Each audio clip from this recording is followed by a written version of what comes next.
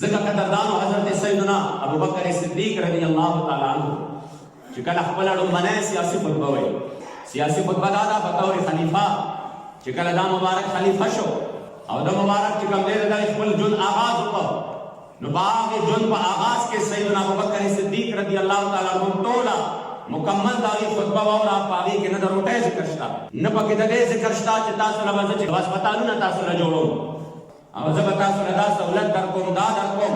په خپله لومړنۍ سیاسي خطبه کې نور د یو څه ذکر هم نشته.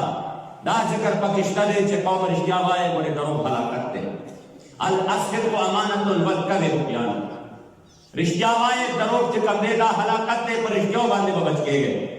د هغې نه پس چې کوم دی دوی مبارک فرمایي ان احسنت فاعلوني و ان اسأت فقوموني. که زه یوه خبره چې کوم دی صحیح کار کومه نو زما مدد وکړئ، او که غلط کار کومه نو زما چې کوم دی په هغې کې ما لا رهنمایي وکړئ، ما دا غلط کار نه منع کړئ. ځکه فرمایي لا يدع القوم الجهاد فی سبیل الله الا ضربهم الله بالذل.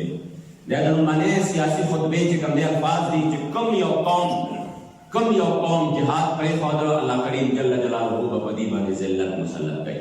چې چا جهاد پورې ټوکې وکړې او دهشتګردي ترې جوړه کړه، الله کریم جل جلاله به په دې باندې ذلت مسلط کوي.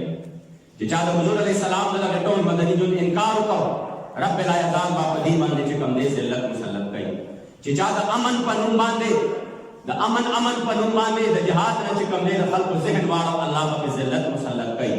چې چا د عدم تشدد د فلسفې په نوم باندې دا امت چې کوم دی او دا قوم د جهاد نه واړو، الله کریم جل جلاله په دې باندې ذلت مسلط کوي.